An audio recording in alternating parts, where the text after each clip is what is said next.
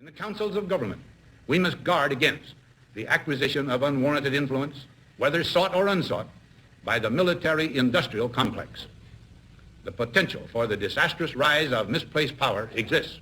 They all come out with intelligence, which is truth, but then they always tack on the same endings to it, which throws you off into outer space, which is counterintelligence as far as I view it. That's my opinion, right? And when people want to find truth, you must be very careful what you let into, because you are the guard of your own mind. And it can be very persuasive, and often they come out, too, with what seems to be certain information for the first time. That's what generally grabs people. UFOs crash in China and villagers shocked by a huge ball of fire. This is from the Huffington Post, Lee Spiegel. Now, an alien invasion, could it really happen? The U.S. military is making plans just in case. So it turns out that if aliens ever show up here on Earth, little green men might be the least of our problems. A new study indicates that instead, they'll probably be more like super intelligent dinosaurs, as smart and as cunning as humans. As one scientist put it, we would be better off not meeting them. Sleep tight.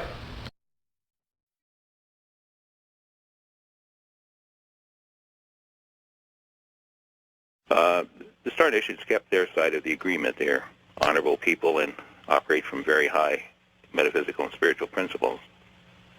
The same cannot be said of the four governments involved. There have been firings on Star Visitor craft from time to time, and one of the counselors said to me that the humans say, well, it was a mistake or a misidentification or human error. We didn't mean to do it, but of course these happened and did. One of them was even captured by astronauts who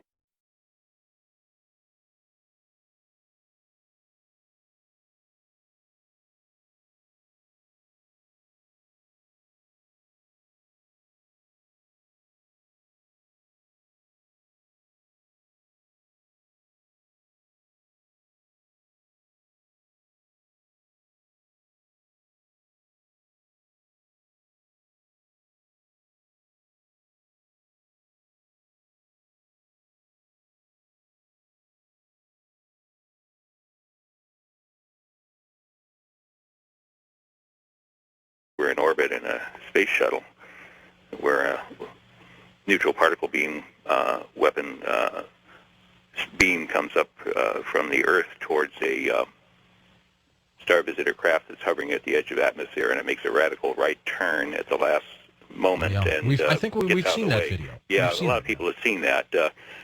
You know, that's just documentation that the deal was violated and that they've continued to fire on them. There, of course, have been various reports of downed UFOs since the 60s, and those were no accidents. It was deliberate shootings because these cabal-type folks want to grab these vehicles and tear them apart and back engineer them and find out what makes them tick and take that technology and reproduce it so that they can have advanced weapon systems to rule the world with.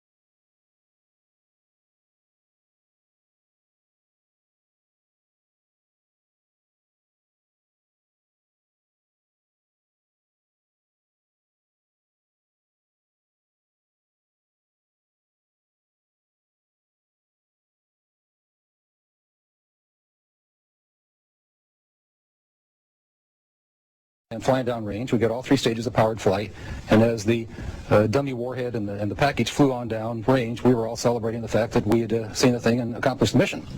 When I got back to the base with the film the next day, I was called into the office of Major Florence J. Mansman, and there were three people in gray suits standing in there. There was a 16-millimeter camera and a screen set up. Major Mansman said, "Lieutenant, sit down and watch this." And he turned down the lights, turned on the camera, on the projector, and the film came on. And I recognized it as the film that we'd shot at Big Sur the previous day.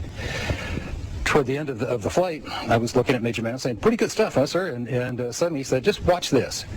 And as I watched, the warhead, the dummy warhead, the chaff that was put out in front of it as a decoy to deflect the Russian anti-missile tracking radar, everything was flying along, and suddenly, in the same direction this stuff was flying at about 8,000 miles an hour, the object came into the frame, shot a beam of light at the warhead, flew up to the top, shot another beam of light at the warhead, flew around the direction it was flying, shot another beam of light at the warhead, flew down, shot another beam of light at the warhead, and flew out the same way it came in.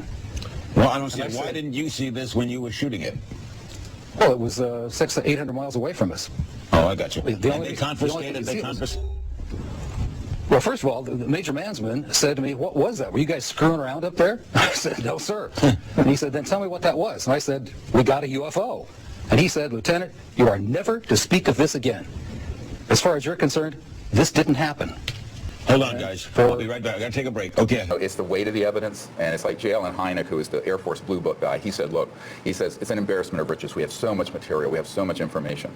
But if you take for one case that we have in the Disclosure Project, and that's a man who was the senior guy at the FAA, and they were tracking this object over Alaska, and it was at one point in the sky, and in one sweep of the radar, it would be 40, 50 miles away, moving completely non-linearly, not like an airplane. And we have the radar tape, we have the pilot report, we have all the evidence from the airline and the government. And this whistleblower who came forward, John Callahan, he said, I'm one of the senior officials in the government that not only have the evidence, but was part of a cover-up to keep the American people ignorant about it. And two men he identified as officers in Wright-Patterson Air Force Base brought him a model, an impression of a lower jawbone. They wanted a working model made. He was to keep no records, and the mold he created to make the model was broken and thrown in the trash as the Air Force officers left. Smith retrieved the broken mold pieces and put them back together at home, and he made his own model. He said he knew this just wasn't human. Few have ever seen it, and those that have can't identify it. An article in Len Stringfield's new book quotes certified dental technician Bruce Phillips as saying it's not like anything he'd come across in his 20 years in the business. The teeth are flat, no cutting surfaces. The shape of the jaw is different from humans, and the arch is much deeper. If it isn't identifiable as animal or human by people who should know, what is it? Could this finally be the first hard evidence the Air Force was indeed doing tests on alien bodies out at Wright-Pat? Jack Smith says the jawbone model was made in 1979. And if you compare the shape of the jaw in the model with the shape of the jaw in this computer drawing of an alien, it's almost a perfect match. Some sources claim the drawing was part of a government UFO briefing in 1978, the same time frame, and was based on photos from Wright-Pat. I'm Abby Martin, and this is Breaking the Set. So it's no secret that the U.S. military has over 5,000 nuclear warheads, enough to eliminate most life on Earth. But it may surprise you how much it costs just to maintain these weapons. Well, a new study from the Center for Non-Proliferation Studies just concluded that over the course of the next 30 years, the U.S. will spend nearly $1 trillion to either keep these weapons operational or modernize them. Because you know the Cold War never really ended. And if there's one thing we need to be spending billions of dollars on, it's mass killing machines. So while this country continues to lag behind in education, income equality, and sustainable energy, at least we can keep the people of the world up at night knowing that the Cold War is alive and well, and we got our nukes locked and loaded. De Afonso foi ali que eu tive acidente e morri.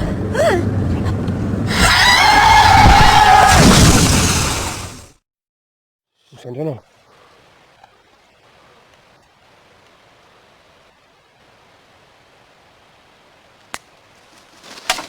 Puta, ei, vai fora, fora.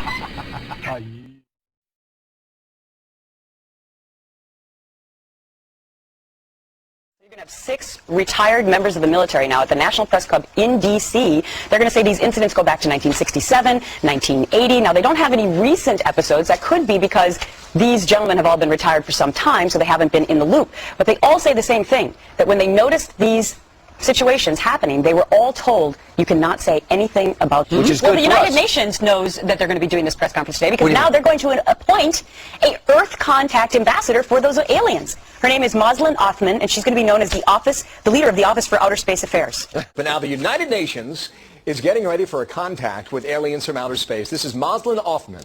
She's out of Malaysia. She will be planet Earth's first interstellar diplomat. NASA's new Kepler spacecraft detecting hundreds of planets that they believe have the potential to support alien life forms. It is studying more than 150,000 stars, and that's just in one small patch of the sky, okay? If the 700 plus candidates are actually planets, it could triple the number of known planets in deep space. Good morning. My name is Carol Rosen. In 1974, after being a 6th grade school teacher, I was introduced to the late Dr. Wernher von Braun in the U.S., the father of rocketry. In my first meeting with him, during that first 3.5 hours, he said to me, Carol, you will stop the weaponization of space. And I said, you know, teachers don't stop until June. He said, no, you have to understand. This is February.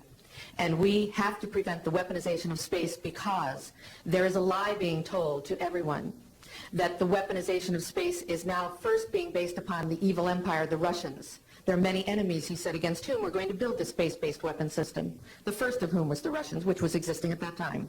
Then there would be terrorists. Then there would be third world countries. Now we call them rogue nations or nations of concern. Then there would be asteroids. And then he would repeat to me over and over, and the last card, the last card, the last card would be the extraterrestrial threat. Well, at the time, I kind of laughed when he said asteroids, and when he said extraterrestrials, I knew I wasn't going to deal with that subject. And now we hear on the news just today, this week, that they've slid in another enemy. Only this time we're going to protect our satellites. In other words, we have to have some reason to spend these trillions, to waste these dollars on a space-based weapon system, and they're all lies. This is a system, he told me, that would never protect anyone. Even back then, he talked about suitcase bombs. He talked about chemical, viral, bacterial, biological warfare that these space-based weapons would never protect us against. And then he told me that, in fact, if you travel around the world, which I did after he died in 1977, I met with people in over 100 countries who were friends. They didn't want to build space-based weapons. I became a space and missile defense consultant. And I worked with people around the world. I became an advisor to the People's Republic of China. They don't want to build a space-based weapon system. And he told me back then that they didn't. He said, go to Russia. They're considered to be the enemy. I got on a plane by myself. When I got to Russia, I had a list of people that I had read out of the newspaper. Cherdenko was in office then. He was the only one I didn't get a chance to meet. They introduced me to everyone when I got there. And when I got back, I said, oh, my Lord, this man is telling the truth. There is no threat. And I've been waiting until this day for 27 years, and I'm expecting the spin to happen because he also explained to me that as a military strategist, as a person who worked on the MX missile, which I did later, he said, you will find that there is going to be a spin to find some enemy against whom we have to build space-based weapons. And now we should expect the spin because he said part of the formula for the intelligence community is if they might have a weapon, then we have to consider that they do have these weapons. So now they do have these weapons, so now we have to build these weapon systems. And that's the formula, except that it's all based on a lie.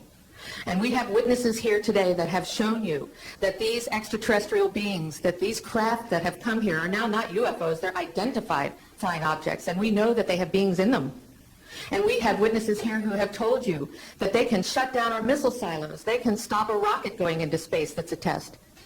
We have witnesses here who have worked in the classified departments who have the courage to come forward here to support what Wernher von Braun told me back in 1974 to 77. And I will testify before the Congress that when I founded the Institute for Security and Cooperation in Outer Space, which I shut down a few years ago because I didn't believe we had a chance with this huge integrated around the world, complex weapon system, that we had any chance at all of transforming that war industry into a space industry that could provide benefits, like Dr. Greer has said, of global warming. We can end that situation of that problem. We can end the energy crisis. We can build now non-polluting technologies. Werner von Braun used to tell me that we could have cars back then that drove around off the ground. He described this to me on beams so that we have no pollution on this planet. And we can solve the problems of the people that are urgent and potential, and the other animals and the other cultures on Earth and in space. And we can end the arms race without dislocating the industry jobs, without disrupting the economy, by transforming, Werner von Braun told me, the war industry into a global cooperative space industry that will provide, he said, finally, more jobs and profits on this planet than during any hot or cold wartime, more products and services that can be applied directly to solving the problems of this planet. And we can have a whole planet now that lives in peace on Earth, with all the cultures on Earth and with all the extraterrestrial cultures in space. And these are words that Werner von Braun told me in 1974, and I will testify before the Congress under oath about everything I have said and more. A UFO expert, Paul Roberts, who runs Hego Paranormal Intelligence here in Sacramento, says he too has been getting lots of reports. He says UFOs are usually attracted to military, nuclear bases, or gold, which is what makes this UFO sighting abnormal. So why now only tells me one thing. Either there's something here in Sacramento that they're interested in and that we don't know about. Residents of the Astrakhan region witnessed an unusual glow of light in the night sky on Friday. A bright round object with a spiral of light behind it hovered in the sky for nearly 30 minutes. The Astrakhan region emergency services received over 50 calls about the incident. Official data of the nature of the object is not yet available.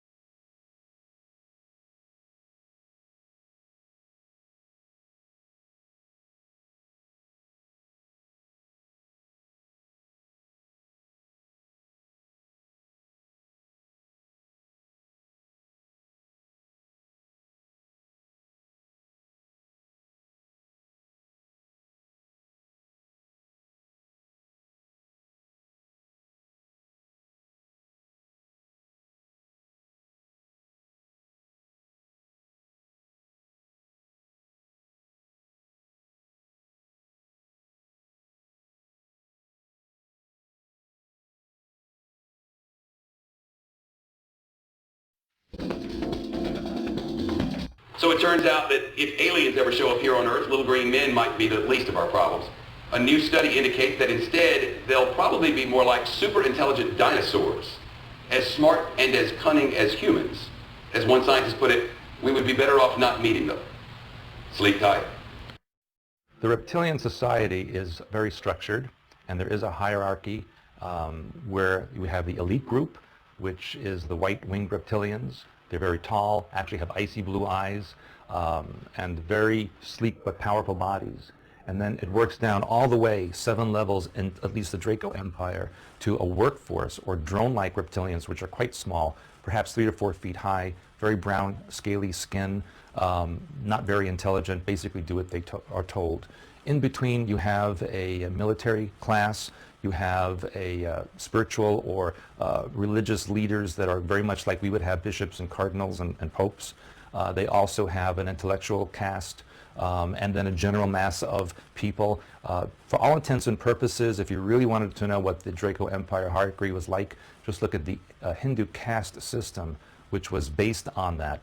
If you read about Hindu legend and even anything in East Asia, it talks about the Naga, which were the seven-headed reptilians, which came ashore in Asia after their continent sank in the Pacific, and is spoken about in all of the Asian, Southern Asian, and East Asian legends and histories.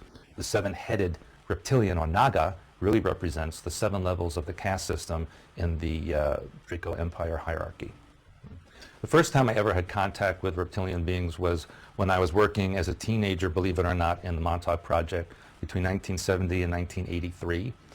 They were what I would consider to be of the military or warrior class, very large, powerful, mean-looking, scary-looking. When you're 13, 14 years old and you see an 8 or 9 foot tall creature with fangs and green and yellow eyes coming at you, it's very scary. They were kind of there as observers, along with observers from the U.S. government, the Israelis, the Russians, Germans, and even British. They were there to watch and exchange information on the programming techniques and the technology that the U.S. government had developed from other alien technologies, as well as what they had discovered from Atlantean. Reptilians are an ancient race. They were actually a hybrid mix many billions of years ago, which came into a foundation of us not really understanding who and what they are. We still don't really understand the total mixing, but we believe that there's a centering of space that brings them through those who come from another outside energy connected to parallel worlds. They didn't come from this world, certainly, and they didn't come from the 15th, which is the opposite end of the spectrum to us. They came from outside. They came from a world before time, and they were mixed with some of our own species. We can't deny them as human beings because they also have light orbs as we do, but they have unfortunately taken a lot of our stolen gold and created a set of hybrid human beings that seem to be very responsible for a lot of the downfall of our worlds and a downfall of quite a lot of the worlds of our friends. They've not only taken over our planet, which we like to know as Ki, as opposed to Earth, because in the higher worlds we know it as Ki.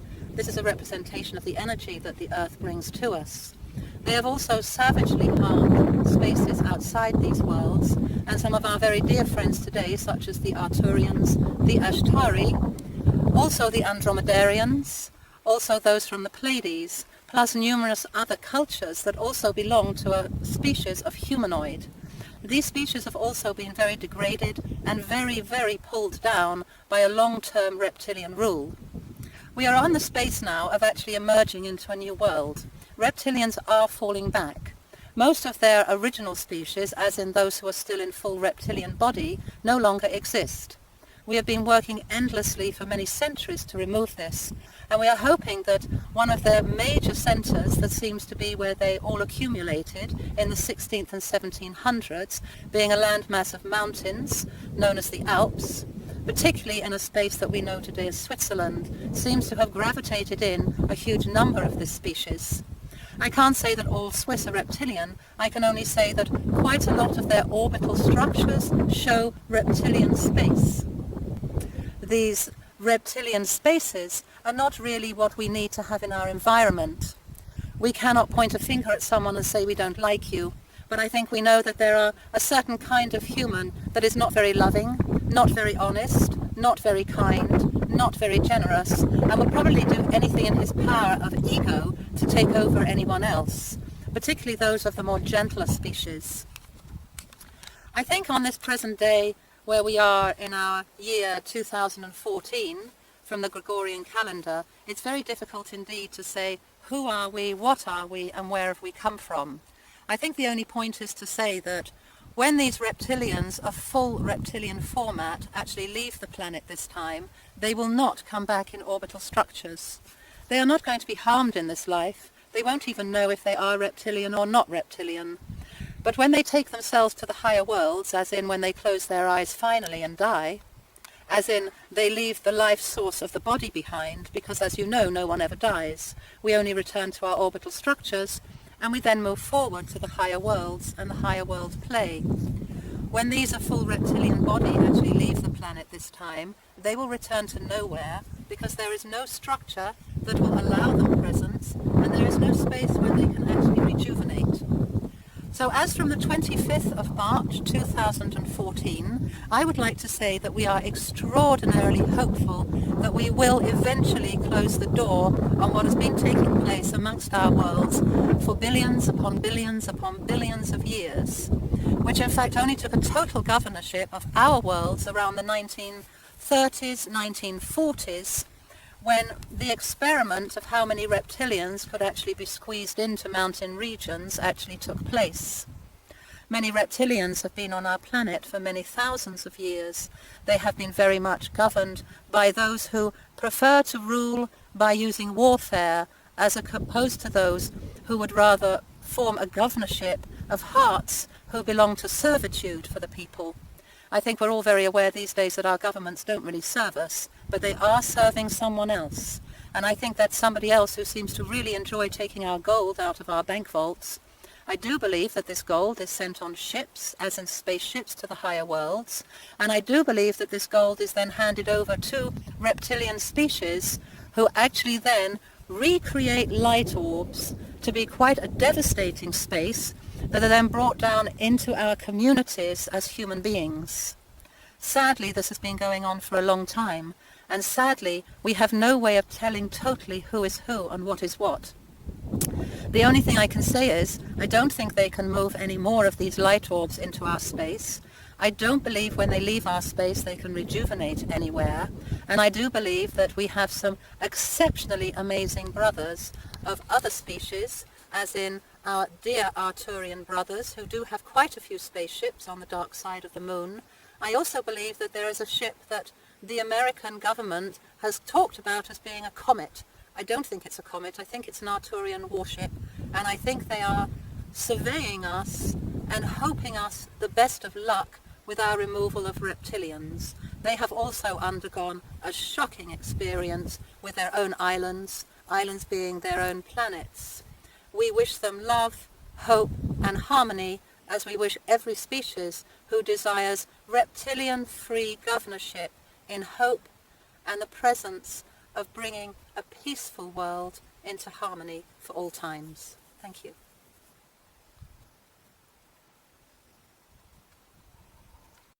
¿Cómo quiere que el mundo recuerde a Hugo Chávez?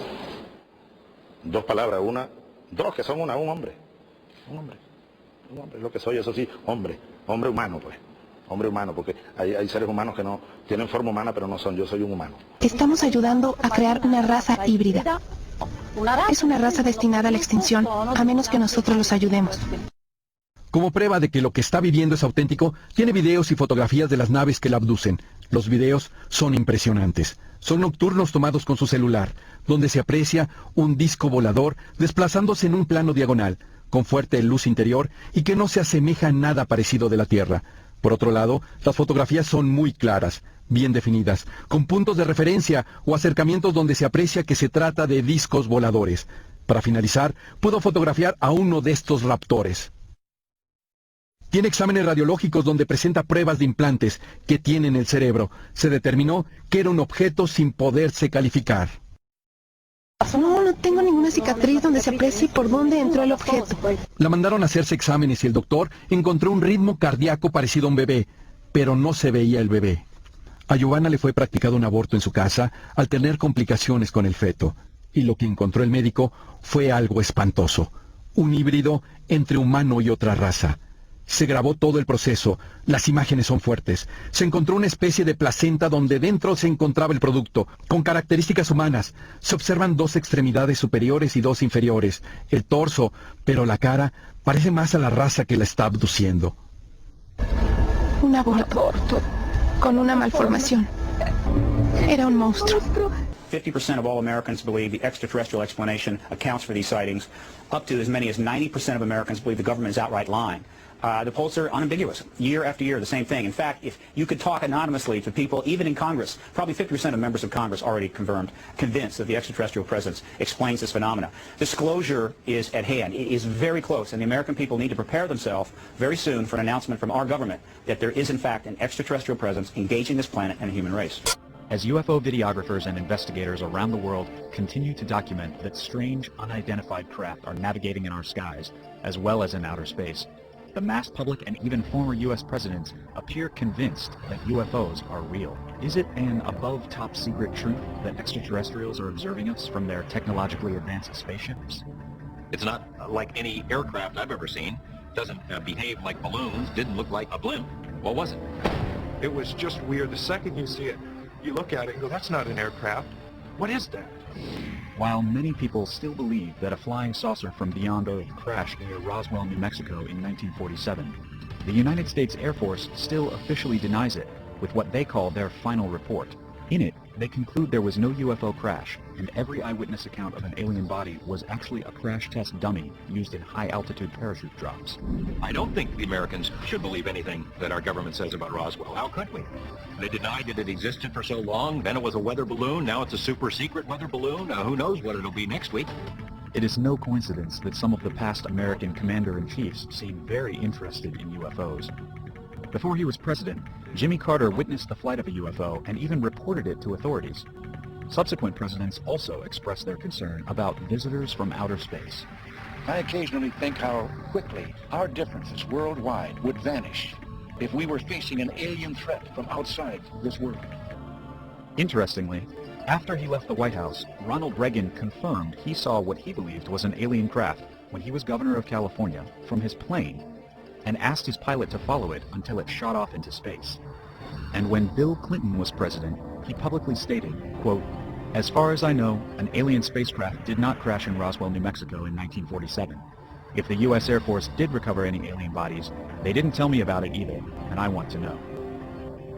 In the 2008 U.S. presidential election, some candidates seemed very open to the possibility that UFOs exist, and one came forward with his own tale of a close encounter.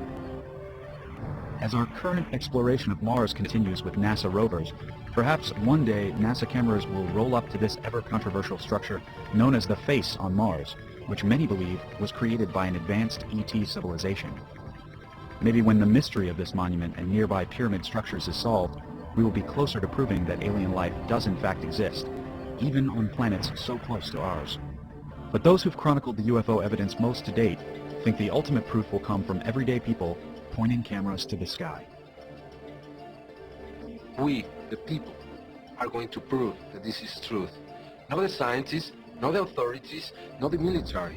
We, hundreds or thousands of people with our cameras in our hands, are going to be able to produce the evidence that is going to be seen around the world and is going to prove that this is real.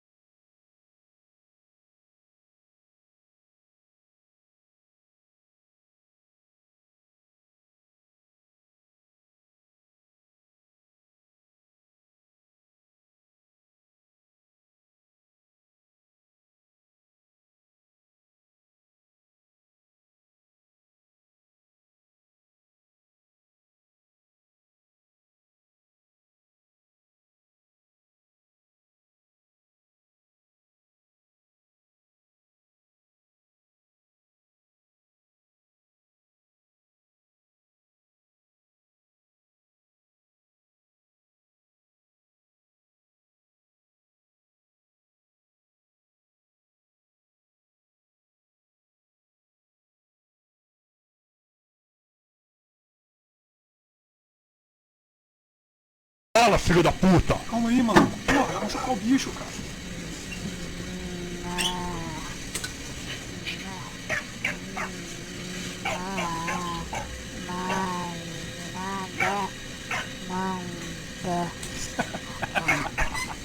Aí, não falei que ele ia falar, ô. Main types: alien type 1, the grays. Of this type there are several subtypes. All tend to appear grayish in color and for this reason are referred to as grays. Gray type of this is the type most commonly referred to as the grays, also known as Zeta Reticuli from the Zeta Reticulon star system, the Bernard star neighboring the Orion area. They function in a mode that is apparently military in nature with a rigidly defined social structure that holds science and conquering worlds to be the prime movers. They are normally about 4.5 feet tall with large heads and black, wraparound eyes. They have limited facial features, slit mouth and no nose to speak of. There seem to be two main social classes. One is the more hawkish and is more abrupt, crude and blunt. The more dove-like ones are more refined and capable of a more business-like behavior towards humans, and prefer to use more diplomatic behavior to gain control over humans. This type of gray is what I believe is being referred to as the orange class of grays. They seem to be emotionless by human standards and therefore are seen as cruel in their treatment of human beings. They are able to take human lives without any regard for that individual. They apparently can use certain substances of the human body for their sustenance and therefore appear to be carnivorous in regards to humans. I also read that they extract fluid from some part of the human brain during intense emotional response fear and are able to use it like a recreational drug. It is my understanding that these grays are actually servants to a master race of reptilian-type aliens and are trying to prepare the Earth for their arrival by gaining control over the Earth through many means. They tend to enjoy the feeling of freedom they have on Earth, away from their masters, and would desire the help of humans in confrontations with the reptilians. Which appears to be a consideration for the near future mid-90s. These grays have their best known bases in New Mexico and Nevada but are also known to have bases in many countries of the world.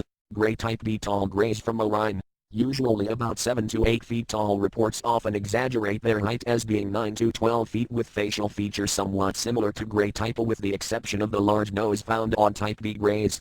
These grays also have technologies that allow them to perform certain actions that appear miraculous. These grays are less viscous towards humans than type A grays but are still considered hostile. They tend to influence more through political controls and negotiated agreements with those in power. Their main bases seem to be in the Aleutian Islands. These are the type seen not long ago in eastern Russia. Gray type C. These are the shortest of the grays and tend to be about 3.5 feet tall. Their facial features are very similar to the Zeta Reticuli grays and are of the same root race. They are just as hostile to humans as the Zetas. They are from a star system near the shoulder of Orion called Bellatrix. Alien type to the reptilians, a genetics akin to reptiles. These are highly advanced entities but viewed as being of a negative, hostile or dangerous disposition since they regard humans as a totally inferior race. They would perceive us much the way we would perceive a herd of cattle. They are carnivorous in regard to humans. There is supposedly a driven planetoid or asteroid inhabited by 30 million of these lizard folk that is to enter our solar system in the mid-90s if the present schedule is kept. They consider Earth to be their own ancient outpost and would expect to have complete control of the entire planet upon their return.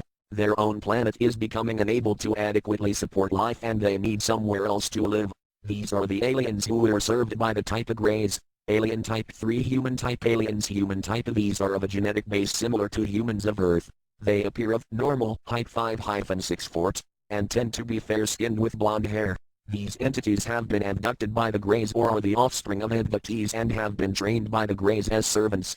These entities are totally subservient to the Greys. Human type B. These are aliens of similar genetics to Earth humans and also, it seems, of the humans that serve the Greys. During some abduction projects, twins either identical or fraternal are induced in a female subject. During the first trimester, one of the fetuses is removed. It is then grown to maturity by group A. Abductees will meet their twins during some abductions. Very limited contact has been made by these humans. Group C. Genetically modified Earth-born humans. These humans are comprised of two classes and should not be confused with Group D Greys. Class W workers. This class is the smallest in physical stature. They are described as approximately 3.5 feet in height, large head and eyes, pale white in complexion. These workers were created by Group A through genetic modification of Earth human fetuses. Their function is to perform menial tasks requiring limited reasoning abilities. In mental capacity, they are equivalent to a 5-year-old child. Class T technicians. These humans are basically the same as Class W. They are slightly larger, at approximately 4.5 feet in height. Their complexion is tan or yellowish. Their reasoning and deductive abilities are higher.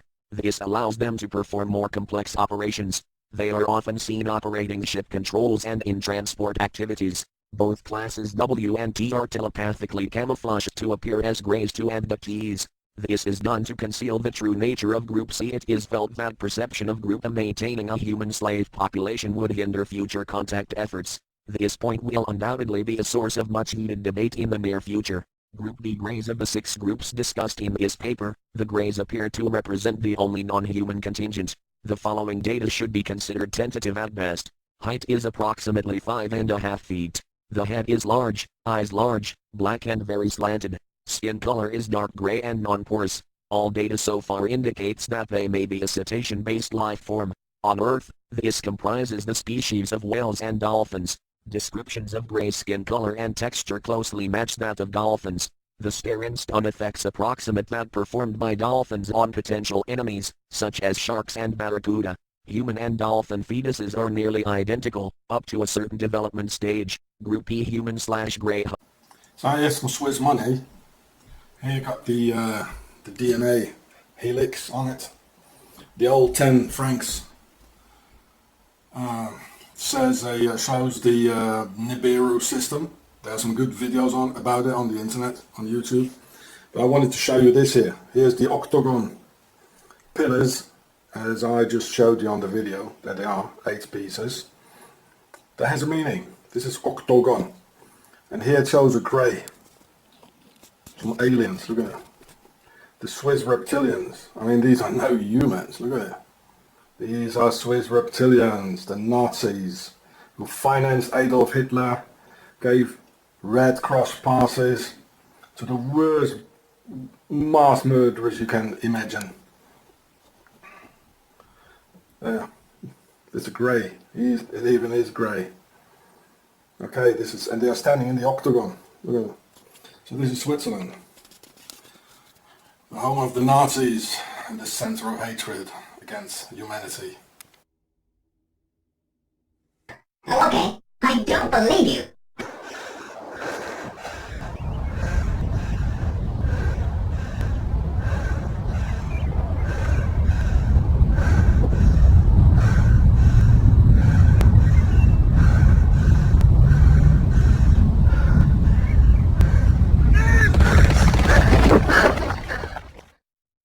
Now, it's shot at an iPhone looking through the eyepiece of a telescope, so it's kind of hard to see, so we blew it up. I don't know if you can see that, but there's something orbiting that planet over there. Elijah shot the video on December 20th around 5:05 p.m. in Sacramento. I saw something that I'd never seen before. I saw another object orbiting this, whatever it was up there, and I've never seen anything like that before. He thought it was a little strange, so he put his phone down, called his nephew, picked up the phone, and shot this second video. Oh my God, it blew up. What the? Something just blew. Once again, it's his camera phone shot through a telescope lens, so we zoomed in and we slowed it down. As soon as I put the camera to the telescope, it just blew up. And I didn't know what to say. I don't blame him. It certainly looks suspiciously like an explosion. So I sent the video off to Dr. Stephen Moran. He's the guy that wrote Astrophysics for Dummies. He said, Cody, I don't recognize the explosion as an astronomical phenomenon. I'm not sure what that means. Well, whatever it was almost never seen by Elijah or anybody else. Not because it's a tiny speck in a big old empty sky, but because of Craigslist. You almost got rid of that, a week before? Almost got rid of it a week before. I was trying to sell it on Craigslist, and I was getting offers. And, man, you know what? At this time, I'm glad I didn't sell it. Aliens. Cody said he contacted a Vatican expert about the explosion and was told it could be some sort of light refraction. Could be. Who knows? Or aliens. Or aliens, yeah, that's a possibility.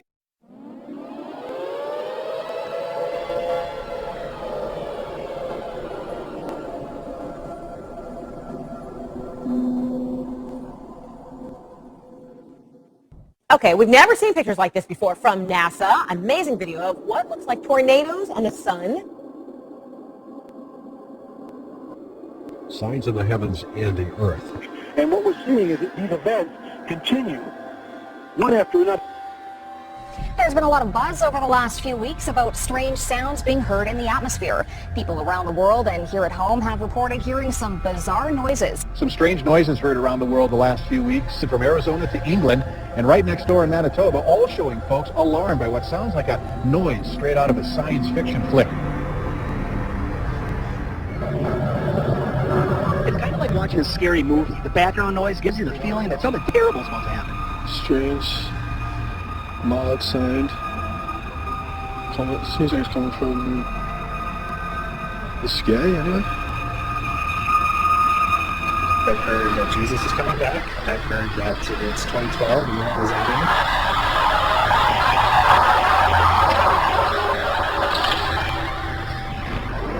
this phenomenon stretched beyond North Battleford. Similar experiences were recorded in Saskatoon, northern Saskatchewan, and parts of the U.S., even in Europe.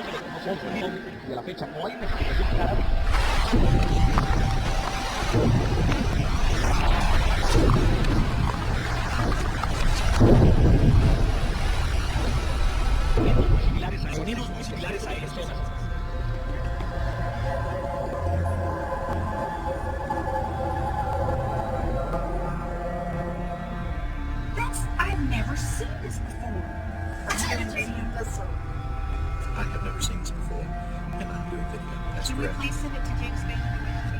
That we are in the birth bank. Something is going on. We are in unprecedented, uncharted waters.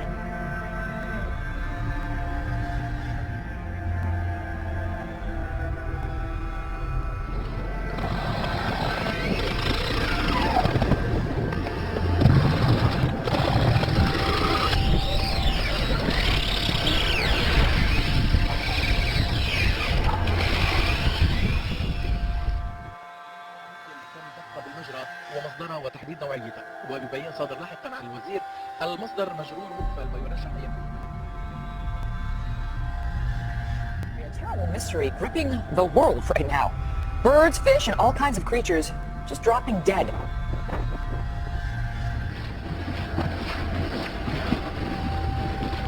For the second year on New Year's Eve, birds are falling from the sky in Beebe. A mystery in Beebe, Arkansas. Birds falling dead from the sky on New Year's Eve for the second year in a row. Wildlife officials say no one knows how these dolphins died, but hundreds have been found on beaches in Chiclayo, Peru.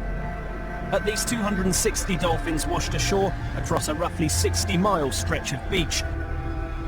Officials aren't sure what happened to them. An event like this is particularly unusual because dolphins aren't normally found in these seas. everywhere you look, you see the carcass of a dead turtle. Small turtles, large turtles, dozens of them, dead and scattered along the banks of Smith Lake. The birds just started falling from the sky. This is really weird. Hundreds of birds literally just dropped from the sky and then landed on I-95, bringing traffic there to a crawl. But earlier today, a lot of confusion and concern when birds which were flying in the sky started to crash to the pavement. There were hundreds of them. Never ever in my life have I seen anything like this. Crazy. Totally crazy. Never seen it. I travel this all the time. I haven't heard of anything locally like that, ever. Birds, fish, and all kinds of creatures just dropping dead. Couldn't figure out what the heck happened. Never seen anything like it.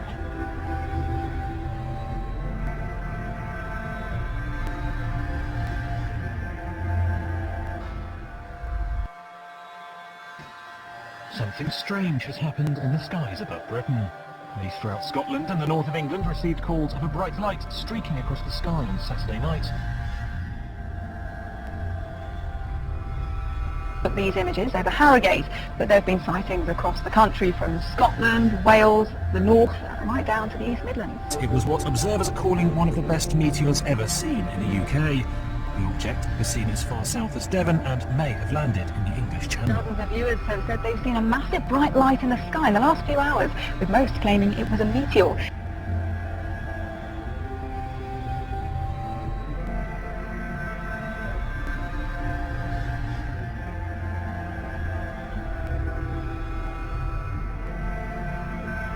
You'll be hearing a lot about this next item over the next 11 months, but astronomers have identified a new asteroid, about 150 feet across, which is headed our way and may come so close to Earth that it will pass between us and the satellites orbiting in space above us. There's some debate in the scientific community about whether a direct hit is even possible. This is called 2012 DA14. They say this will be the closest pass of an asteroid in the history of tracking such things. And again, while this pass is supposed to miss us, the experts all say there's nothing wrong with making sure your affairs are in order. So should we be nervous about this whole This thing? is a serious story because the latest round of solar flares captured in this incredible video. Take a look at this. It's from NASA overnight. The burst that you're seeing there, charged particles erupting off the surface of the sun. And we saw an even bigger solar flare Tuesday night. Right now, all of those particles are racing toward the Earth, as you said, about 4 million miles per hour. And it's growing as it gets closer to us. On top of that, the problems will arise when the flares reach the Earth's magnetic field, apparently. That's when we could see mass. It's like a cloud of birds, but a giant cloud. it's really creepy. It's kind of like, is the world coming to an end here or something? I mean, it's scary. The whole sky will fill up with black birds. But it's crazy. It's scary, ain't it? How many do you think? Like million. It's like we're being held hostage. Held hostage in maybe a 3-mile radius by blackbirds. When it comes out, it sounds like rain coming down. I mean, literally, from inside of our apartment, you think that it's raining outside. What a sight this is. Thousands of dolphins swarm a whale watching boat off the coast of Orange County. You're looking at hundreds upon hundreds of dolphins breaching out of the water. The unusual spectacle was caught on tape.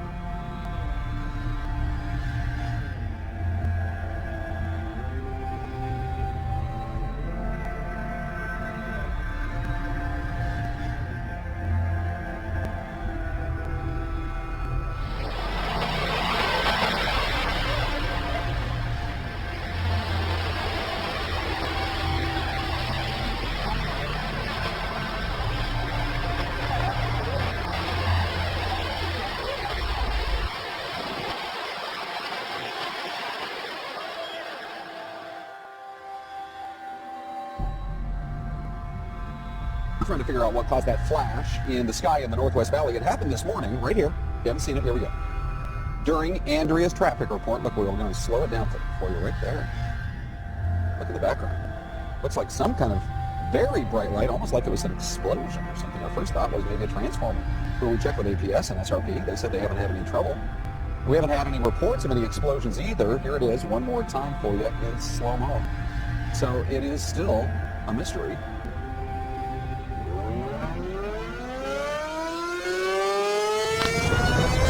Here it comes.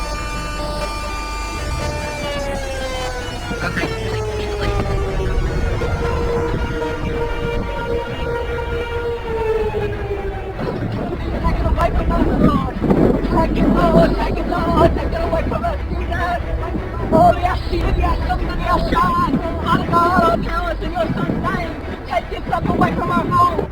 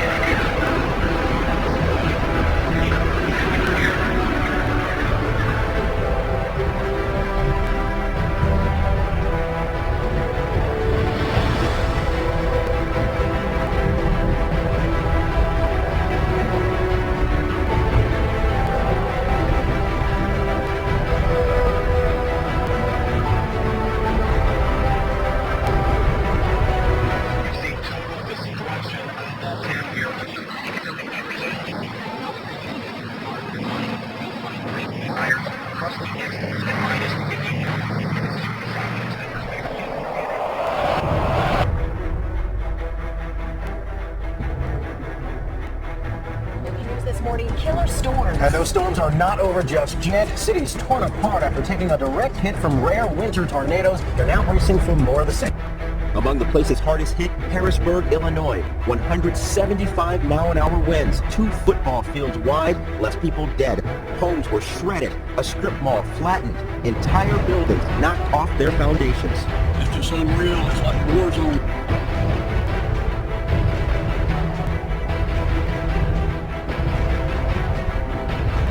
Somber Saturday morning as hundreds of thousands wake up to sheer devastation. This entire town's all gone, flattened in a flash. This massive storm spawned more tornadoes in one day than we usually see in an entire month. Here's what we know right now. At least 29 people dead. The second round of killer tornadoes just this week. 95 tornadoes ripped through yesterday. If those are all confirmed reports, this would be the greatest tornado day, one-day event in March for all history.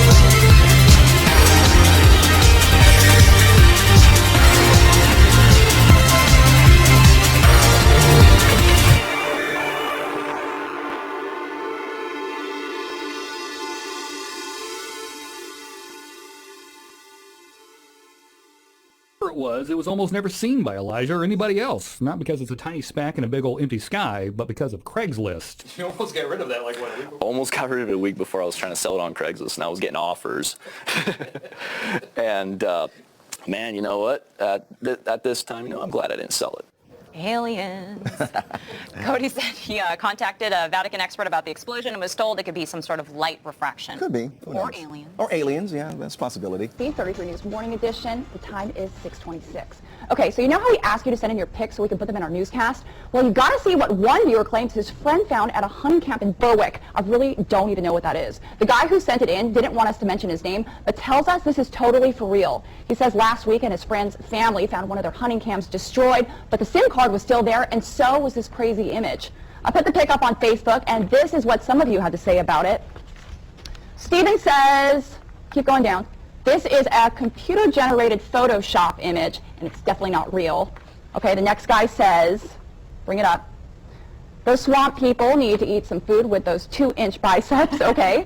And our next person says, hey, I've got one that my friend snapped up here in North Louisiana with the same cam. Stance alien girl-looking thing floating in the background. So here's that pic. Okay, really creepy, isn't it? And we got the music to go along with it. Great. Ya, güey. Ya, güey. Te quedas aquí. ¡Este calor, ya no! Ya, güey. No. Ya voy por él. ¡Ay, no mames, que ya viene! No mames, que ya viene! No mames, que ya viene! Voy por él.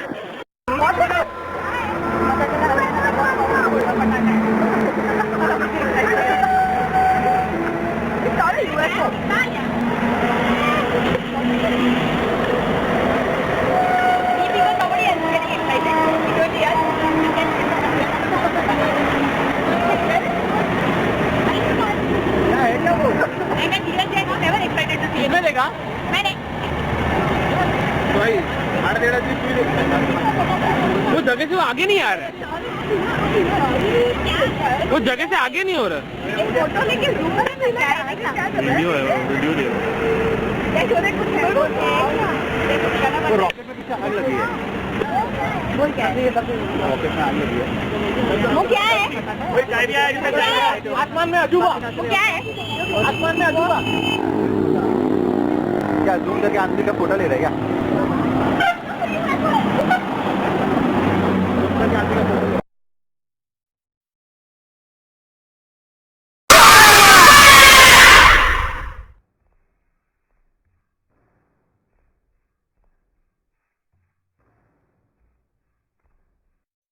Ever wonder what might lie out there deep in space? Do you want to believe we're not alone, that somewhere in the universe intelligent life may actually exist? Our next guest says there is life out there. It does exist. Dr. Charles Hall says he spent 2 years working with extraterrestrial beings during his time with the American military.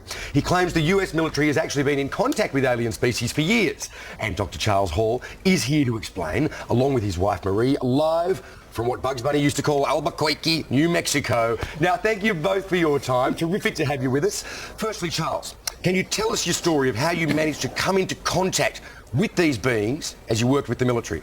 I'm a Vietnam veteran, and I enlisted in the Air Force in July 1964, and I was trained as a weather observer, and I was sent to Nellis Air Force Base, Nevada, outside Las Vegas, Nevada, and for 2.5 years I was sent up to the gunnery ranges up at Indian Springs, and I was given a clearance to allow me to go anywhere in Dreamland as long as I was alone. I discovered that up there at the north end of Indian Springs Valley, which you can see on the map in the state of Nevada here in America, that there was a base which the U.S. Air Force maintained for a group of extraterrestrials who were tall and white. And I, as the duty weather observer, was allowed to go up there, or they were allowed to come down to where I was. And that interaction took place over more than 2 years. Wow. During those 2 years, I also came across, I also interacted to a lesser extent with the Roswell Greys, and I've also personally talked with the extraterrestrials that I call the Norwegians with 24 teeth, who come here from a very nearby star, perhaps Bernard star. And my experiences, my presentations, my books are unique because I'm the only person that I know of that was allowed to interact with the extraterrestrials, the tall whites, for more than 2 years. So and three it's true different to talk species about it. of aliens you're talking about there, Charles? Yeah, can you describe what they look Yes, like, that is what they correct. were like? Well, I'll start with the tall whites. They're thinner than we are, and they're very frail. Throughout most of their life, they are the same height as I am, 5'11", but they live 10 times longer than humans. They live 600 or 800 years. Wow. But they don't age the way we do. When they get to be equivalent to a human of about 40 years, that means when they are about 400 years, they start growing again instead of aging as humans. Right. And then they go, and this continues, and so that by the time they get to be 600 or 800 years old, they're very tall, 8.5, 9, or 10 feet tall. But this is not necessarily good because their skeleton grows more than their internal organs. And so there comes a time after 600 or 800 years when their skeleton, their body is tall, but their organs can't support it. The at organism. which time they die a natural death because they're just flesh and blood creatures like we are. If they injure themselves, it takes them 10 times longer to heal up than a human. Yes. So there's a trade-off. Yeah, right. They still look fresh as a daisy when they go, though. They look like Tilda Swinton. Hey, just quickly, you had them there. You were working with the aliens on any particular project, or was the military working with the aliens on a particular project? Was there, I don't know, technology sharing or, botanical cross-fertilization? The U.S. Air Force, and I'm speaking of the mid-1960s, was willing to give them anything they asked for. When I first met them, I was very afraid of them, and every human I met when you come across them out in the desert was naturally very afraid of them, and they were even more afraid of us. It's like running into a gorilla in the wild, where the gorilla is on his home ground. So they had to go through a process of becoming used to being around humans before they could take part in the technology transfer program. I, as the weather observer, was the test human. As an enlisted man, I was expendable. I was the one they send out to. What the big picture is here, which we haven't actually talked about between us, is extraterrestrial involvement. You've got to be very careful about that. Just put the question bluntly, most people, all the alternative media and a lot of people now, just look, go back to the 50s, right? If you ask the ordinary man in the street in Walthamstow in England whether he believes in aliens, he'd laugh his head off and go and get some pie and mash. If you ask him today, he may well say, yeah, there has got to be something. Because he's educated, he knows that vast universe. And he's being conditioned by Hollywood movies and television series. Okay. Which is all part of what we are being prepared to come to terms with this. But not for the reasons you think. For what reason? They don't have nothing to do with us. They are. If you, the ETs are going to have... This call a spade a spade. Yeah, they exist. There is no conjecture. They do. Yeah, there is stuff. But you know what? That's no big surprise to 50% of people, shall we say? Right. But that number's gone up, hasn't it? More and more people realise. More and more. NASA have got more and more slapdash about, and cannot because of the very thing they created, the media monster behind trying to get money for the space race. Yes. Is still there from the 60s. Yes. And there is a lot of people that are very interested in it. And so because of that, cameras are on the shuttle. And because of the internet and various people that are clever with the internet, Mr. McKinnon, people like that, who I know very well. Do you know Gary McKinnon? I'll tell you a story about him later on. Off record? Yeah. That's a shame. Okay. All right. We're talking about cameras on the shuttle and people clever with computers. What I'm trying to say is you can't, there's so many now. Yes. You can't keep your lid on everything. You're saying it's impossible to hide the reality. And there's a certain piece of video that is quite prevalent on the internet of a circular thing rolling behind a tether. Yes, I know that one. That's factual. Yes. A couple of miles across, but it's not a ship, and things aren't what you think they are out there. You should regard space more as an ocean. Okay. Yeah. We've got no right to turn around and say intelligent or unintelligent, because then what you're doing, you're comparing things to your intellect, aren't you? Okay. And how can you compare that to a human? Are you stating this as a fact? Absolutely. A fact. And what you're talking about here is you're talking about large living beings, like big kind of... And small. And small living beings. Look at it this way, if you've got a shark swimming through the ocean, he's got fish swimming all around him most of the time, picking up morsels, servicing him, and he doesn't eat them. They go right in his mouth. Yes. And come out. That's a natural thing, yeah? Is it so far-fetched for you to understand that could be the situation out there? Okay. But at the same time, there are some what we could regard as metallic craft, things that you could call spacecraft. Right. As well. Yeah. Right. But Tell you what, I've got an axe to grind here, so let me grind my axe. Right? You do that. Okay, so here you are, you're an alien, yeah, you're on the other side of the universe, right, for instance, yeah, you're in Orion, yeah, you're that far away, yeah, you're in your ship and you're flying all the way here, and you cross intergalactic space in a fantastic piece of machinery, yeah, and then you crash in Nevada. Right. Rubbish! Okay. Rubbish! You're shot down. Okay. That's what happened to you. Yes. Because you didn't think that there was any kind of particle weapon or kinetic weapon that could do that. Yes. Because you wasn't prepared because it's the first time you came. Yes. It was got something to do with radar, wasn't it? They discovered that radar would actually do this. Yeah. Am I right? Well, it was quite an aggressive... It wasn't an accident. Okay. I've got you. So you're saying that the so-called crashes weren't crashes, they're actually offensive actions which and were I discovered... ask you to understand that because you don't cross intergalactic space and then crash in Nevada, do you? I understand that. You see, that's my axe there, so sorry, go on. I've got you, that's fine. So you're saying that initially there was a way of bringing the craft down that was discovered by accident, and then it was, more or less, and then it was fairly quickly... A deliberate attempt. Utilised. Amazing that it worked. Yes, right. And then when it did, so it's a lucky hit, and then they started to get focused about it. Yeah, well, they realised that it could be done, and then went down the avenue of trying to figure out how they done it and what actually did cause it, and they needed to look at the thing they brought down to do that. Yes, and then they educated them, so they became much better at it. Yes, because then you got the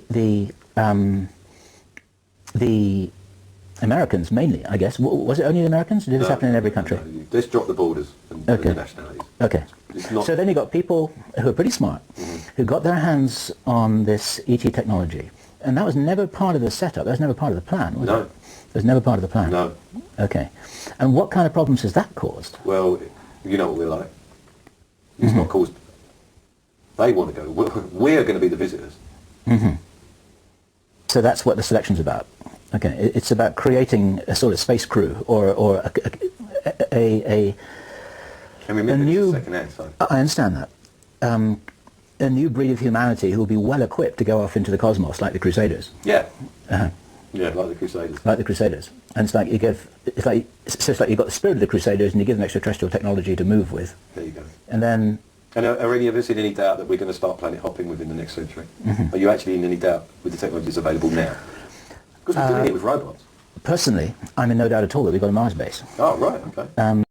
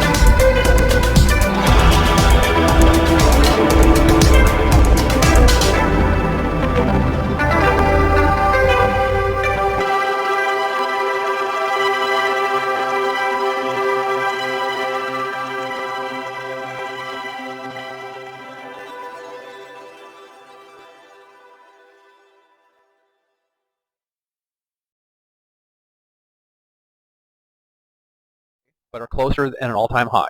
NASA has sat around and lied to us about how close this stuff is, and it's all-time great highs of watching all these images like this here and this, and we're going to get even a little bit better, I think, and probably you might have already seen some real good stuff through what I've already showed you because I blow these up. I blew these up as much as I could when I'm on a regular screen. I think you can get it to 200%. Okay? So you're seeing planets and so forth, and what you actually see when you go to my site, and there's way more than one out there, ladies and gentlemen, because tons of stuff in space is triangulation. There you go. That is Blink 229, Lumi 229, CL 101 229. NASA has all kinds of goddamn numbers to mess everybody up in what something is in space. Okay? This is actual footage that I did not steal from NASA, but a former employee got it out. Enemy to the United States of America? Quite possibly he was. But it's still factual data that the government's not going to show you. Okay? Now there is way more than one of these out there. I.e., we have this.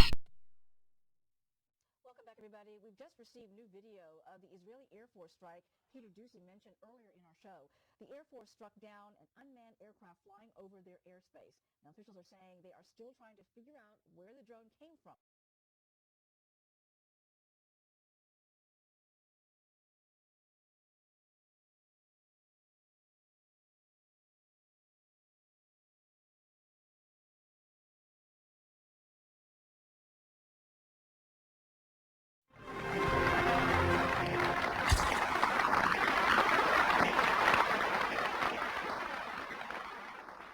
A part of that plan, of course, is to induce the gradual surrender of American sovereignty, piece by piece and step by step, to various international organizations, of which the United Nations is the outstanding but far from the only example.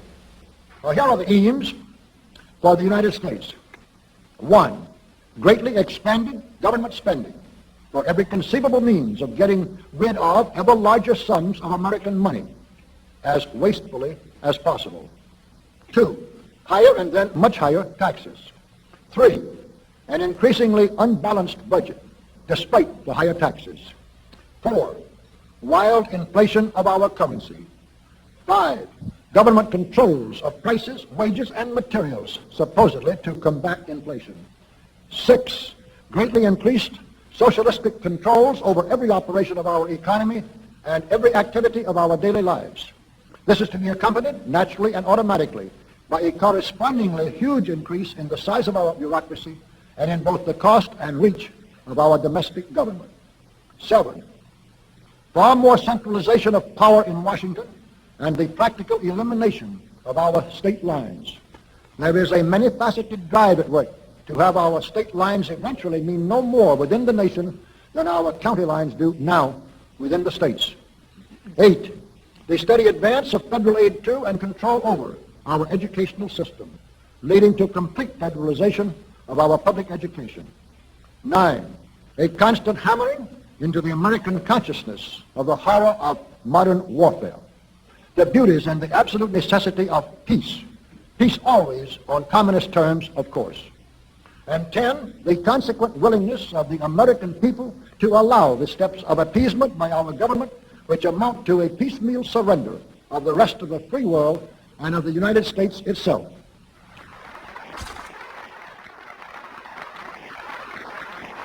So brush the insider's dust out of your eyes, my friends, and the communist soap suds out of your brain, and ask yourselves in all honesty, what on earth is wrong with the United States simply minding its own business?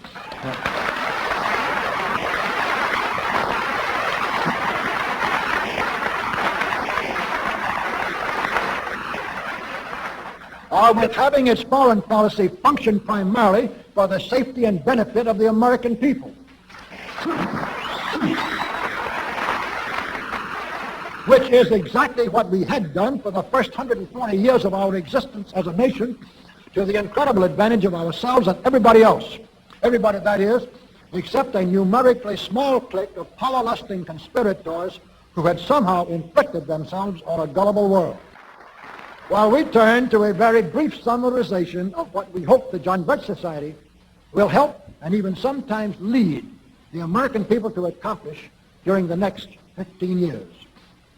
1, our first and most important specific undertaking should be to restore the complete independence of the United States.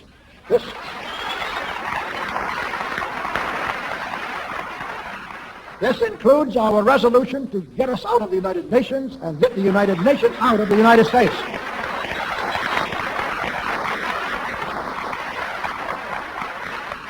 Two, we must once again make our money freely redeemable in gold at some realistic price.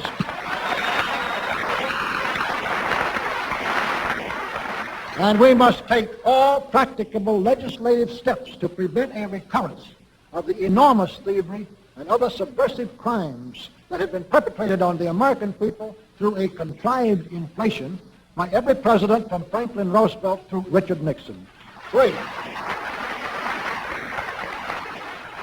Three, we should reduce the number of government bureaus, of government civilian employees, and the whole quantity of government by at least 50%.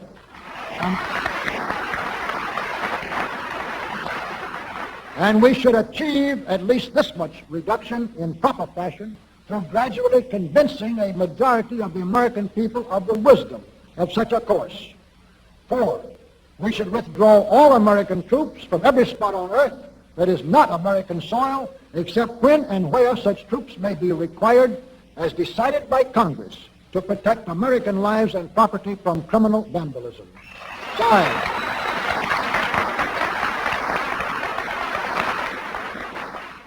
Five, we should get government out of the areas and functions and activities where government does not belong. Again, all steps to this end should be taken gradually, but nevertheless just as rapidly as enough of the American people can be persuaded to support such progress.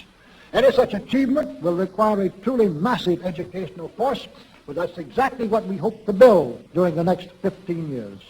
We could go ahead for at least 100 numbered items, but the John Birch Society will undoubtedly be working on more than that many specific projects, which will be laid out in its bulletins before another 180 months will have rolled around. And all of these projects will fit into the general pattern indicated by the 5 major objectives listed above.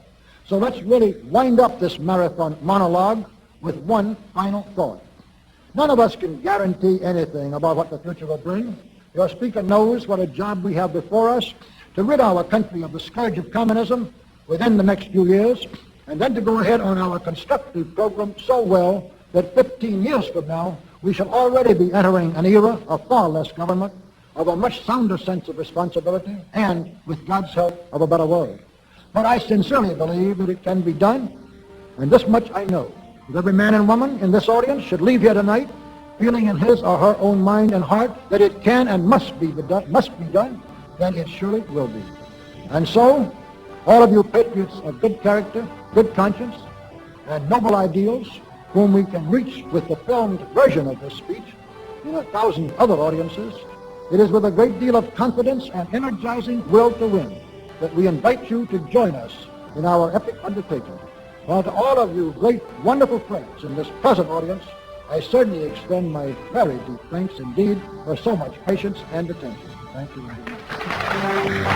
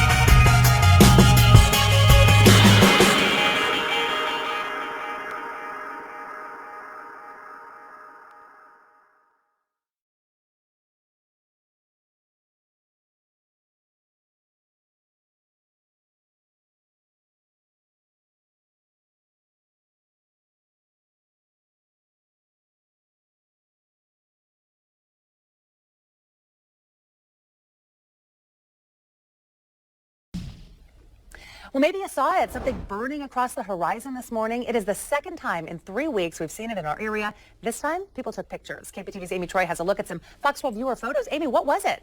Well, Shauna, the jury is still out. Scientists are still looking over all the reports, all the photographs. Luckily, with our clear skies, there are lots of photos. People saw it, they snapped pictures of it, they sent these in to our newsroom. Some described it like a line in the sky grew into a fireball. Now, a pilot described it as contrails left behind a jet. We talked with an astronomer at OMSI. He says there are great pictures, but no reports of a sonic boom, and that's key. He says when a fireball, a piece of an asteroid, enters our atmosphere, we hear it, and there are no reports of this so far. And looking at the picture, it looked like that was a fairly good sized chunk. Then the explosion, where's the flash? There hasn't been any report of any such thing yet. He says we should know what it is in a couple of days. You may remember back on October 30th, many saw a fireball in the sky. That was a meteor entering our atmosphere. It came in over Washington State and then landed in the Pacific Ocean. Reporting live, Amy Troy, the 5 o'clock news.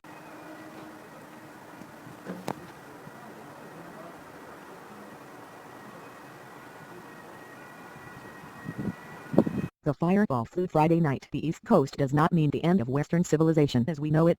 Although you may have succumbed to the prophecy that some social media stopped running. The sky lit along the entire U.S. East Coast. Those who saw it described it as a thin stripe of blue-green-white, explains Chip Guy, who was driving in eastern Maryland when he and his family saw him. It did not last more than 8 or 9 seconds, and then disappeared, said a spokesman Guy, Sussex County, Delaware. Frankly, I did not think too much about it, he says, but became concerned when he published it in the web of the local media. Triggered a rapid and overwhelming. That was just the tip of the iceberg of what was going to happen that night. Throughout Friday night, every few seconds a message appeared on Twitter from someone who had seen the meteor. Some of the messages were from the cities of New York and Washington.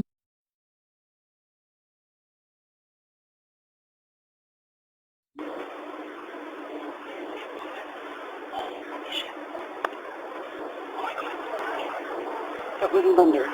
That was something blown up. Oh my god, there it goes again. I don't care, that woke me up. Oh, it's still booming. Holy shit.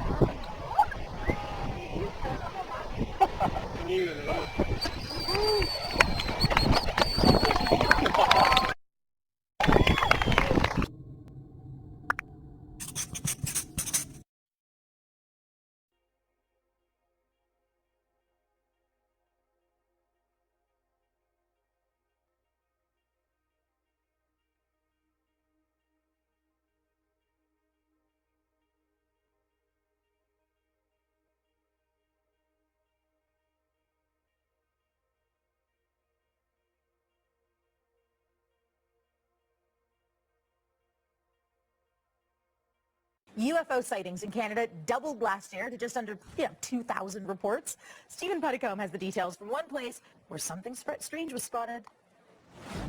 The 2012 UFO survey done out of Winnipeg, Manitoba has a surprising result. There was more sightings than ever before in the history of the survey. There were 1,981 UFO sightings reported in the country last year, about 5 a day. That's more than twice the number of reports in 2011 when there was 986. Now, the number of cases in 2012 completely eclipses all previous records for the highest reports in 1 year, which was 1,004 in 2008. Turns out that it was just a matter of that all the sources seem to reply that they had an increase in the number of UFO reports. So it's something across the board. People in Canada were actually looking up into the sky more often than in the previous year. Ontario had more than 40% of sightings, but that's mainly because their population is so large. In 2012, about 7.5% of all UFO reports were judged to be unexplained. The percentage dropped from 11% the year before. Typical UFO sighting lasted about 15 minutes, and there were all kinds of shapes, sizes, and lights seen in the air, many of which could be explained. But again, 7.5% couldn't be. Now, an alien invasion, could it really happen? The U.S. military is making plans just in case. What are the official plans for contact with extraterrestrials? Will they come in peace or war? And what can humanity do in the face of alien invasion? Yes, it is best to be prepared for anything, and Professor Paul Springer from the U.S. Air Command and Staff College would advise the military in the event of an invasion. He had to get special government clearance to talk to us, and I spoke to him earlier. Paul, it's an incredibly difficult thing, isn't it, to plan to fight back against an enemy we would know absolutely nothing about? Well, that's absolutely true, but at the same time, we make all kinds of contingency and war plans against enemies that we never expected to face in combat. And so the idea that maybe the enemy will have something technological or doctrinal that we've never foreseen is something that we try to plan for any way that we can. Well, obviously, if we did get invaded, these aliens would be much more technologically advanced than we are because we didn't even know they were there. How would you go about fighting an enemy that was just so infinitely superior in technology? Well, the first thing you'd want to try to do is preserve your forces as best you could. You would want to learn as much about the enemy as possible, and that would mean things like trying to find vulnerabilities, trying to capture technology, but survival is your first priority, because if you send all of your forces into the field and have them destroyed by that superior enemy force, then when you do find a vulnerability, you won't have any opportunity to exploit it. What do you think would be the alien plan? What would they do first?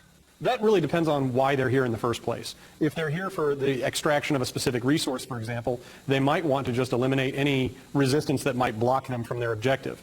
If, on the other hand, their goal was actual occupation and conquest, then they would probably have to prioritize anything that they perceive to be a threat to their own dominance. And so that would probably start by wiping out as many communications networks as possible and eliminating as many weapons as might represent some form of threat either to them or to the resources that they're trying to extract. So they might very well want to counter every nuclear weapon, not because it represented a threat to them, but because it might destroy whatever they're here to collect. Is this something, this kind of planning, that governments around the world do consider? It is, in the same way that governments do plan for any future potential calamities or conflicts. This is the type of thing that, because it's neutral, you're not provoking a fight or assuming a fight with a country that you might want to maintain a good diplomatic relationship with. If you insert alien in place. 2 years ago, from my research, I'm convinced it's much more serious than that. It's more than a hallucinogenic network. It is a conspiracy. In 1784, a copy of this document was sent to the Illuminists Weishaupt and delegated to foment the French Revolution. Mean the Illuminati was responsible for the French Revolution? Yes, absolutely. The courier was struck dead by lightning as he rode through Ratisbon on his way from Frankfurt to Paris. What about a little divine intervention there, huh? The police found the subversive documents on his body and turned them over to the proper government authorities. After careful study of the plot, the Bavarian government ordered the police to raid Weishaupt's newly organized lodges of the Grand Orient and the homes of some of the most influential associates, including the castle of Baron Bossen-Sonderdorf. Additional evidence thus obtained convinced the authorities that documents were a genuine copy of a conspiracy by which the Synagogue of Satan had controlled the Illuminati at the top, planned to use wars and revolutions to bring about the establishment of one kind or another of a one-world government, the powers of which they intended to usurp as soon as it was established. In 1785, the Bavarian government outlawed the Illuminati and closed the lodges of the Grand Orient. In 1786, they published the details of the conspiracy. The new order of the world, our enterprise is now a success. He said these blind slaves say they are free and highly educated, even as they march behind, notice this word, signs. Have you ever taken time to analyze a sign or a billboard or a logo?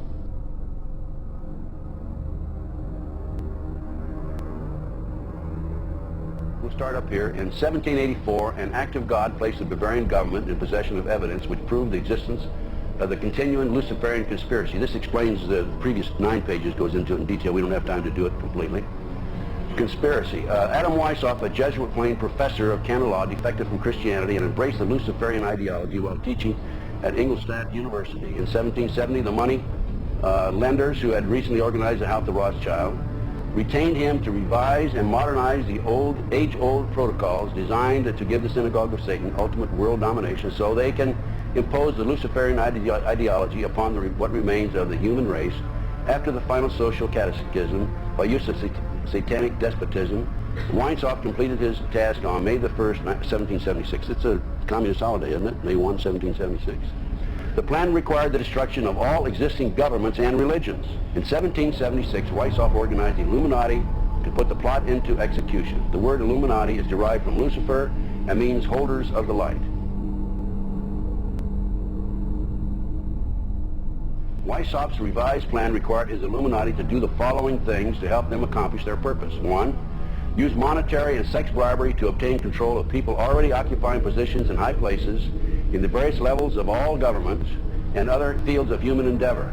Once an influential person had fallen for the lies, deceits, and temptations of the Illuminati, they were to be held in bondage by application of political and other forms of blackmail and threats of financial ruin, public exposure, and physical harm, and even death to themselves and their loved ones. Number 12, told those present that they must use their wealth to have candidates chosen in public office who would be obedient to their demands and would be used as pawns in the game by the men behind the scenes. The advisors will have been bred, reared, and trained from childhood to rule the affairs of the world. Number 13, control the press.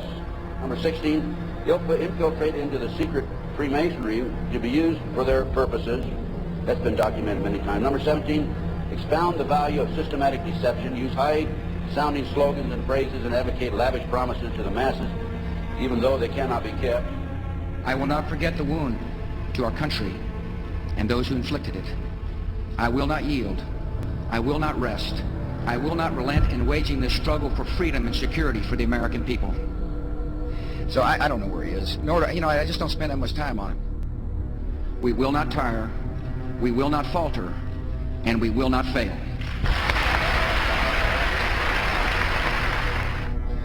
Terror is bigger than one person.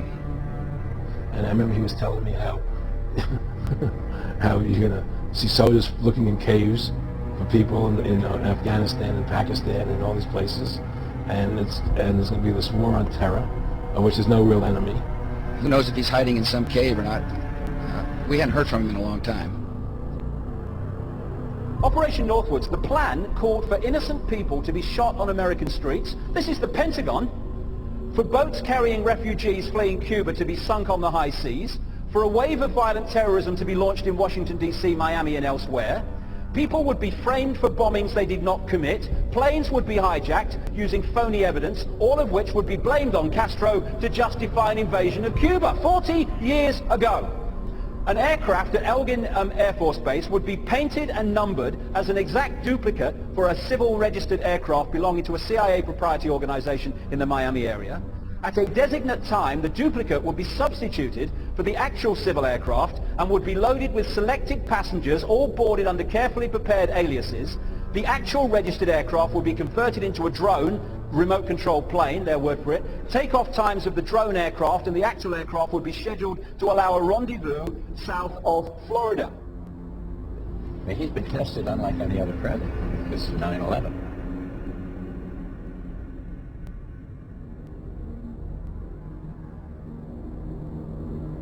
We have in this past year made great progress in ending the long era of conflict and Cold War.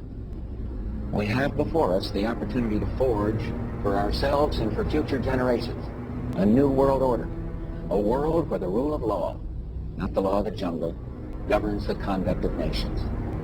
When we are successful, and we will be.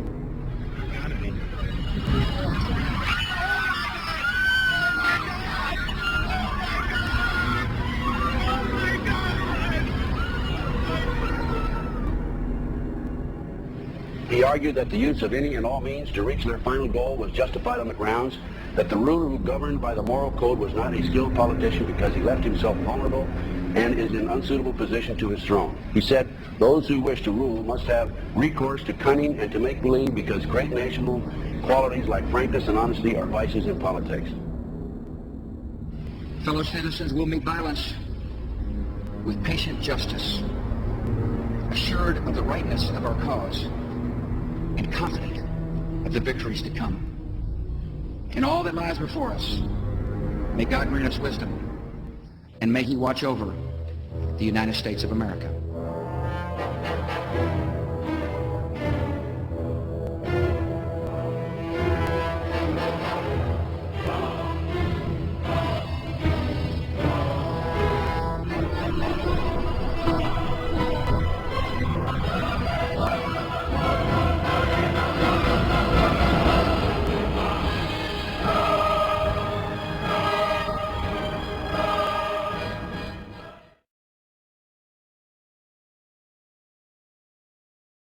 Snorkelers brought to shore on Catalina Island the odd-looking fish believed to be what the ancient mariners described as sea serpents. And no wonder. I get it now. KTLA's Dave Meekum is live in Long Beach with more on the unusual find. Incredible. Hi, Dave. Incredible. What a sight, huh? I can look at that picture forever. We're talking the mighty oarfish, and for the crew and others on the schooner over there, Avalon-based, next to the riverboat, what a surprise.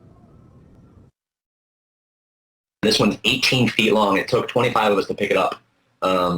It's a once-in-a-lifetime opportunity. Rare and mysterious, that's not overselling it, as oarfish are largely uncharted territory for scientists. Jasmine Santana of the Catalina Island Marine Institute made the discovery of the recently deceased oarfish on Sunday at a depth of about 15 feet on the island's Toyon Bay. One of her counterparts from the Avalon-based Tole Moore was there and spoke with us via Skype from Catalina. She was snorkeling, sees this giant fish on the bottom of the ocean, swims down, grabs it by the tail, and swims it to the beach. It was awesome. There were people sprinting to go and see this fish. Louisiana State University's Dr. Mark Benfield, a marine biologist, shared this rare video with KTLA. It was shot in the Gulf of Mexico a couple years back. It is one of a kind, as the giant oarfish spends most of its time slithering through the ocean's deepest depths beneath tropical waters and is rarely seen at the surface. Back in 1996, a group of Navy SEALs found a 23-foot